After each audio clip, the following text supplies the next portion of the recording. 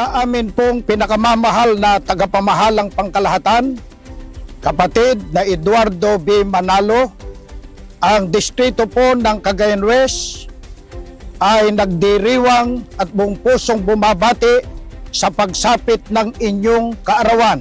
Salamat po sa wagas ninyong pagmamahal. Kayo po'y inilagay ng Ama upang sa amin ay gumabay, kasama po ang tiwala at pagmamahal. Maraming salamat po. Sa inyo pong kaarawan, kami po ay bumabati. Kami po ay nagpupuri sa ating Panginoon Diyos at sa ating Panginoong Hesukristo. Dalangin po namin na biyayaan pa kayo ng mahabang buhay kasama po ng inyong buong sambahayan. Hindi man po namin kayo kapiling, malayo man po ang lalakbayin. Patuloy po ninyo kaming ginagabayan. Makamtan lamang ang aming kaligtasan. Sa amin pong pinakamamahal na tagapamahalang pangkalahatan, nawa ay ingatan at palakasin pa po kayo ng ating dakilang Ama, maging ang buo po ninyong sambahayan, upang maging inspirasyon po ninyo tuwina. Pangako po namin, lalo pa naming pag-iibayuhin ang pagtupad ng tungkulin.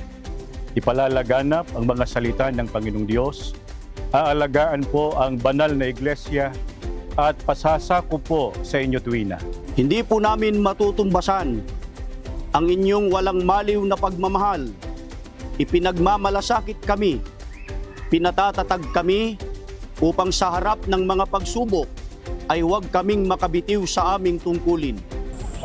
Mula po sa aming puso, mahal na mahal po namin kayo. Mahirapan man sa bawat paglalakbay, hindi po namin bibitiwan ang kahalalan at karapatang taglay. Pangako po namin, anuman po ang mangyari, maglilingkod po kami sa ating Panginoon Diyos upang tamuhin ang kaligtasan. Dalangin po namin na ibiyaya pa sa inyo ng Ama ang maraming kaarawan at ipagkaloob po ang pinakamainam na kalusugan kasama po ng inyong buong sambahayan upang ang buong iglesia po ay patuloy na mapangunahan upang maihatid po sa kasakdalan at magtamo ng pangakong kaligtasan. Maligayang kaarawan po!